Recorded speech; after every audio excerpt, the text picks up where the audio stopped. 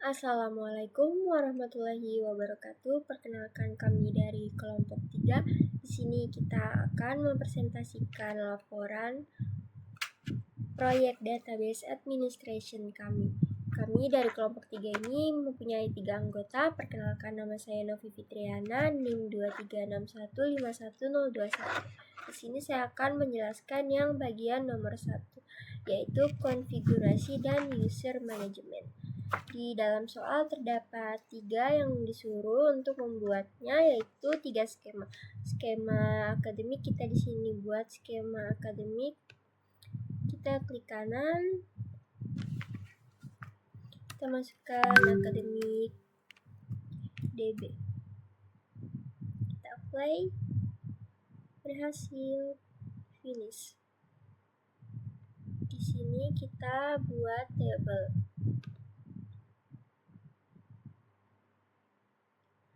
Pada akademik DB terdapat tabel mahasiswa.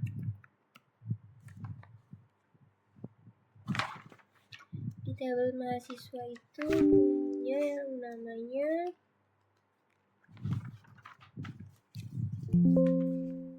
NIM. Yang pertama di sini ada NIM.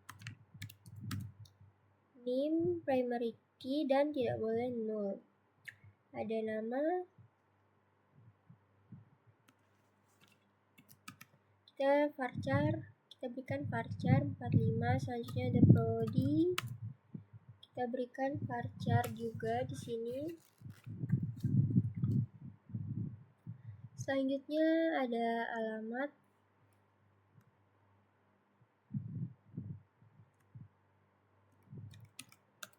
Alamat di sini kita berikan untuk alamat varchar 255. Kita apply. Kita melupakan kurungnya.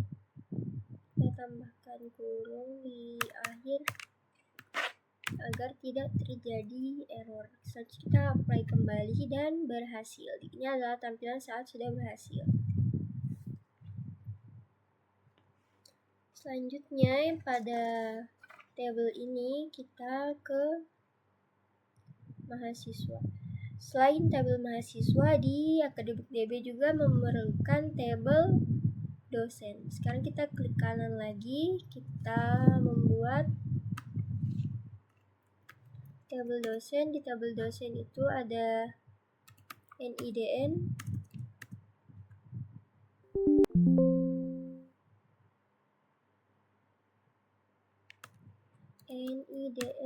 di sini dia integer.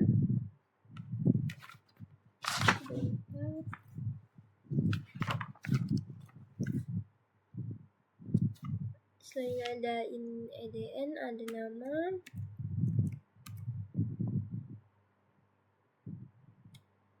ada jurusan.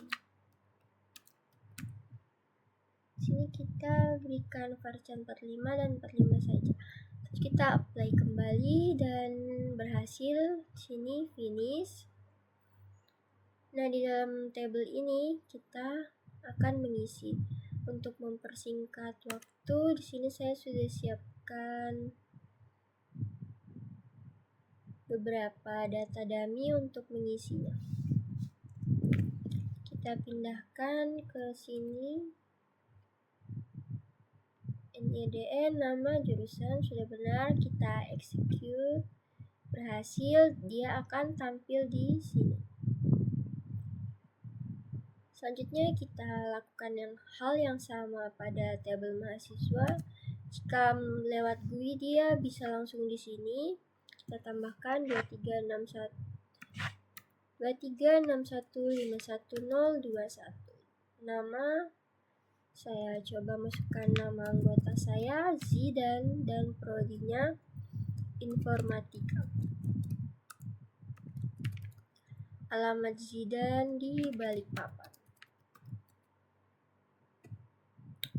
Untuk mempersingkat waktu, di sini saya sudah siapkan juga. Untuk itu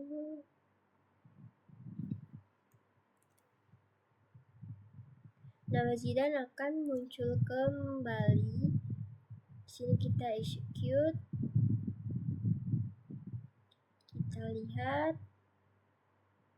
Di sini sudah terlihat.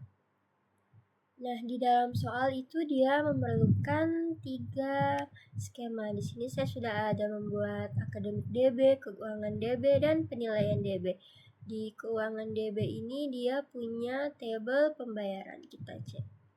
Di tabel pembayaran itu dia punya ID pembayaran, NIM, jenis pembayaran, jumlah, dan tanggal. Selanjutnya di penilaian DB itu dia mempunyai tabel nilai. Kita cek di tabel nilai. Sebentar, di sini.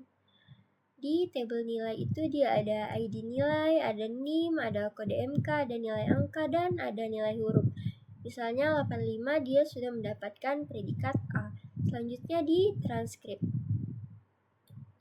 Di transkrip ini dia ada ID transkrip. Dia menggunakan auto increment, jadi tidak perlu memasukkan manual. Dia akan terisi sendiri tergantung nomor terakhir yang sudah ada. Di sini ada NIM, ada IPK, ada semester. Selanjutnya kita akan melakukan pemberian user dan privilege.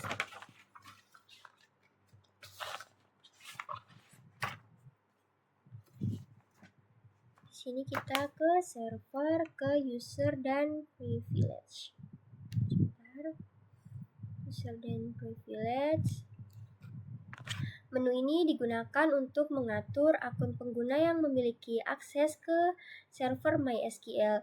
Melalui menu ini, administrator dapat menambah user, menghapus user, serta mengatur hak akses.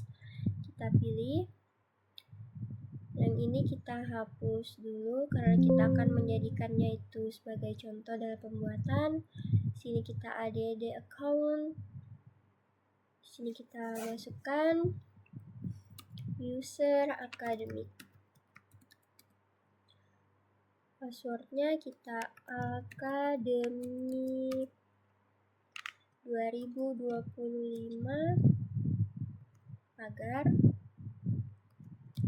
academic 2025 kita apply. Kita akan memberikan privilege. Kita ada di try untuk akademik DB. Sini kita berikan akses select, insert, dan update. Kita apply. Ini sudah berhasil. Kita lakukan hal yang sama ke user keuangan. Di sini saya user keuangan sudah memberikan hak akses insert dan select. Kalau untuk user penilaian saya berikan insert, select, dan update. Selanjutnya kita ke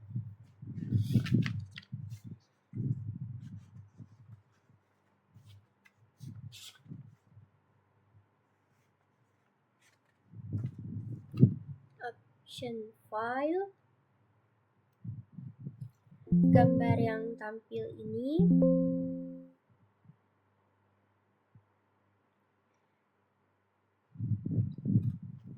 menu ini digunakan untuk mengubah konfigurasi server melalui file my ini atau my configuration, mencakup pengaturan keamanan, logging, performance, dan lainnya.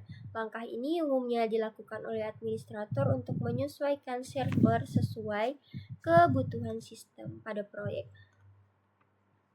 Di sini saya akan tunjukkan untuk optimasi dia yang akan menggunakan yang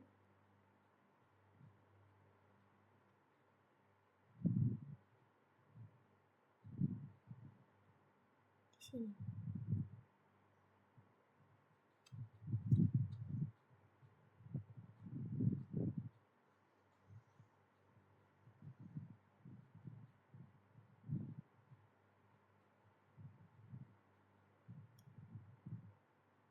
Log slave update. Ada lagi satunya dia slow query, mungkin ada di sini.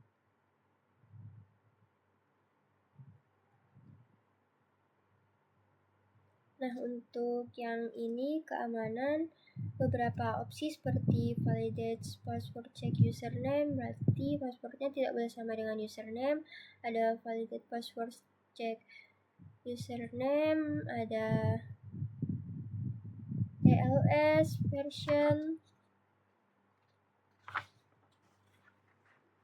Oke, selanjutnya kita akan melakukan membuat beberapa daftar koneksi user baru ke database yang telah dibuat. Di sini kita yang pertama kita akan mencoba di Academic DB. Ini kita beri nama Academic user Academic. Ini kita masukkan passwordnya Academic 2025 pagar.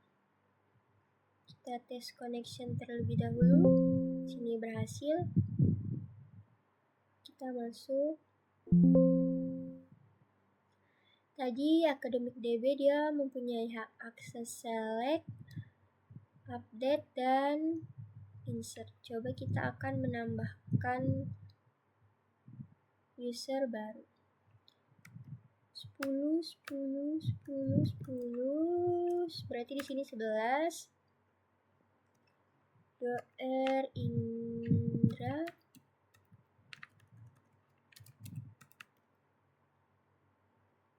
Sistem informasi.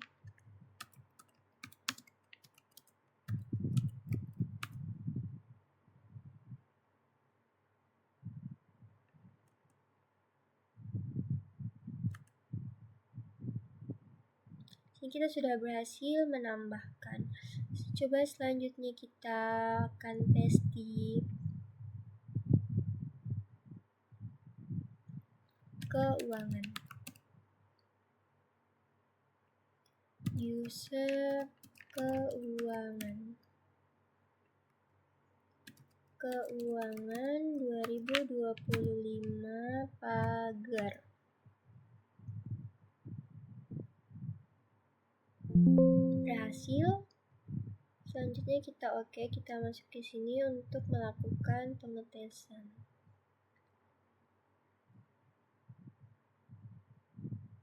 Sini terdapat pembayaran, kita ingin melihat. Tadi user keuangan dia punya akses untuk melihat. Sini berhasil melihat.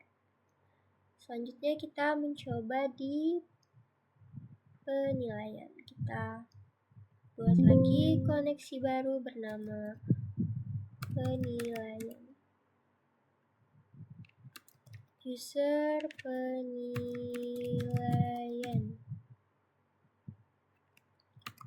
Penilaian 2025 pagar.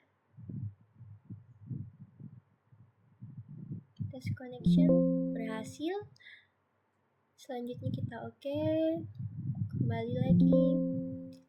Karena tadi kita sudah berhasil menambahkan, melihat, sekarang di penilaian kita mencoba untuk mengupdate.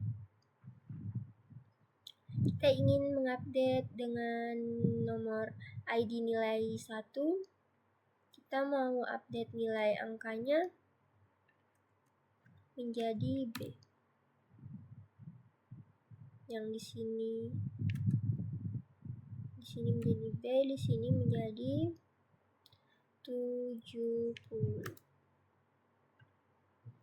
Oke, kita berhasil mengubahnya. Ini adalah presentasi yang nomor 1 telah semua kita lakukan. Selanjutnya untuk yang nomor 2 dan nomor 3 akan dilanjutkan oleh teman saya. Sekian yang dapat saya sampaikan, kurang dan lebihnya saya mohon maaf. Terima kasih. Assalamualaikum warahmatullahi wabarakatuh. Assalamualaikum warahmatullahi wabarakatuh.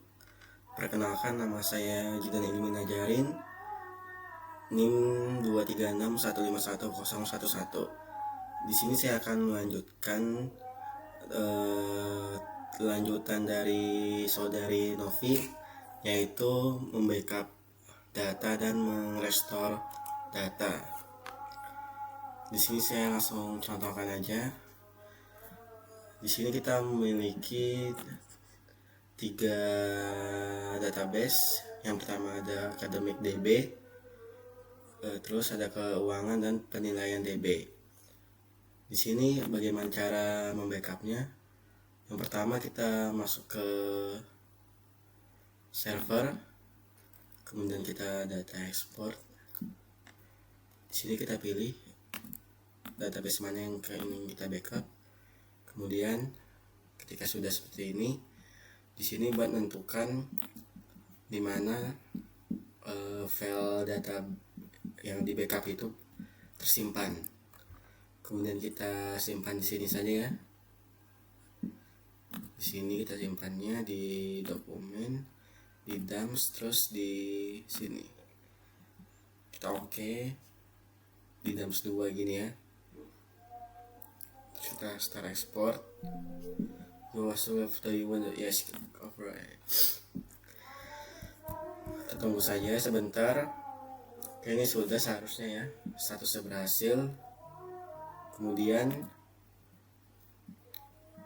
biar kita langsung uji cobanya saja, kita hapus semua database-nya di sini. Kita drop semua. Kita hapus.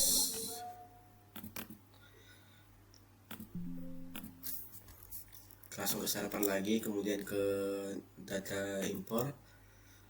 Lalu kita cari file yang sudah di backup tadi, yang ada di sini tadi ya. Oh, ini salah nih, multifunction. Kita gini saja. Nah, ini file-file yang telah terbackup, dan ini file yang jadi satunya ini juga ada. Kita pakai yang ini saja biar cepat. Kemudian kita start import. Oke, sudah. Kemudian kita X dulu, kita keluarkan koneksinya, kemudian kita masuk lagi, masukkan passwordnya. Kita lihat di sini ya, di sini sudah terbukti ya, sudah muncul kembali dan terbackup.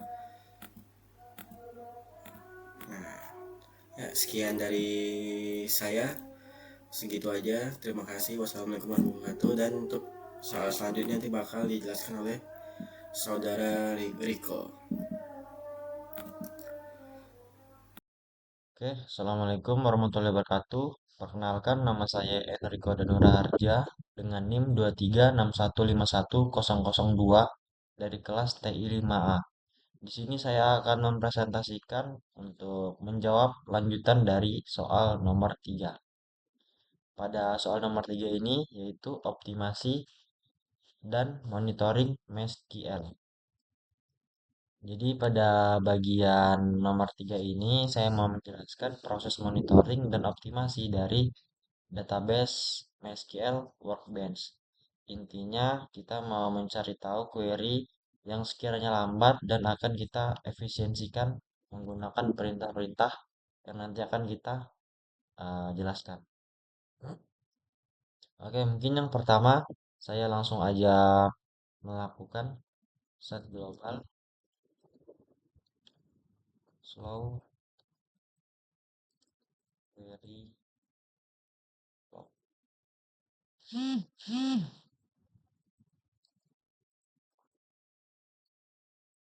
Nah, di sini saya akan melakukan aktivasi dari slow query log. Jadi, misalnya ada query-query yang sekiranya lambat, nanti akan tercatat. Di sini sudah berhasil. Lanjut untuk step kedua, itu set global long query time, teman-teman, 2. Nah, jadi untuk pada step 2 ini yaitu set global long query time 2 bermaksud sekiranya pada saat mengeksekusi dari setiap tabel ataupun query yang eh, memakan durasi dari 2 menit, 2 detik maksudnya, maka akan dianggap lambat. Lanjut, yang ketiga, untuk mencatat query tanpa indeks dengan perintah set global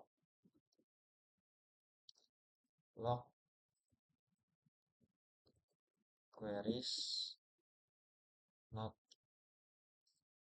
using indexes on. Berhasil.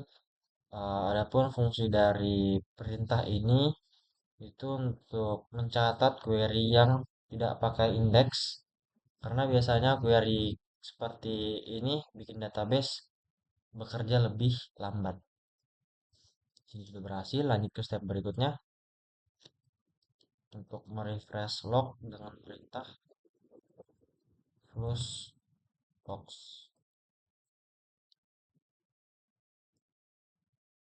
Oke, ini fungsinya untuk ngebuat nge-refresh log biar semua pengaturan tadi bisa kita implementasikan.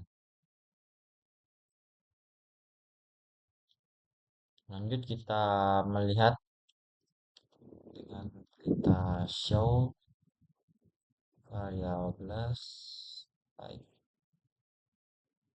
from query log. Nah, di sini untuk query-nya sudah berhasil kita nyalakan. Di sini statusnya value on.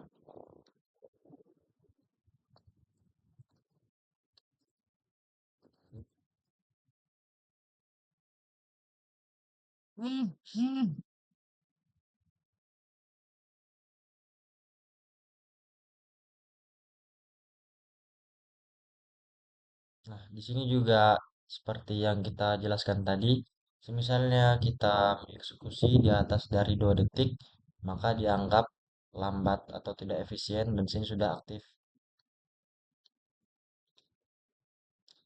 Nah, di sini kita mau mencontohkan dari optimasi dengan perintah select bintang from mahasiswa where nama like Andi.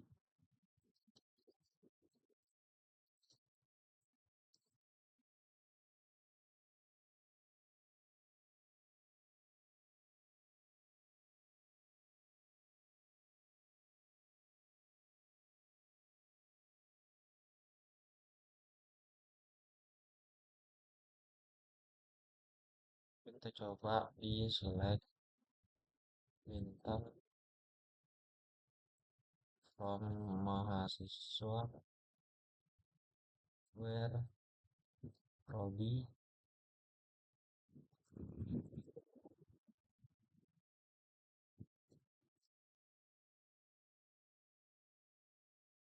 Nah, berhubung data dan saya ini tidak banyak,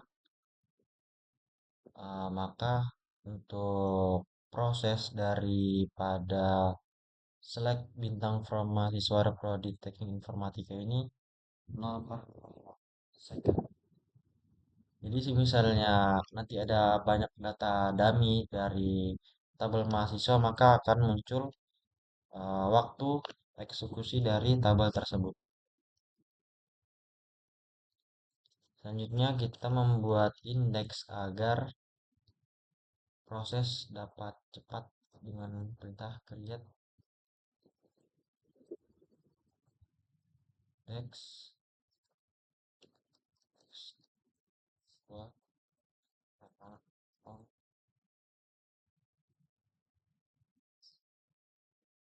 on siswa nama teknik prodi.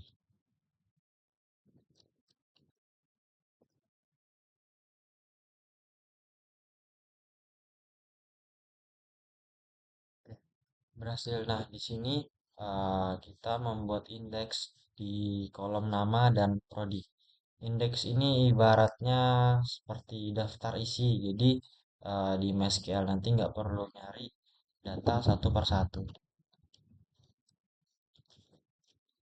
Lanjut kita membuat indeks tambahan dengan step create index indeks indeks mahasiswa alamat status skor mahasiswa alamat.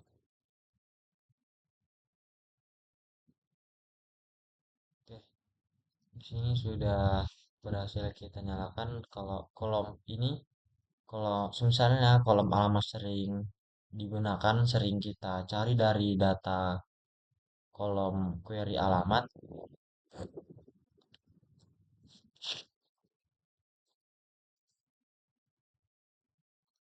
Oke, selanjutnya kita melakukan optimasi query. Kita mencoba simulasi dengan perintah select bintang from mahasiswa per Budi. Di sini kita langsung cari sekaligus mahasiswa ini. Namanya Budi itu di 22 atau 23.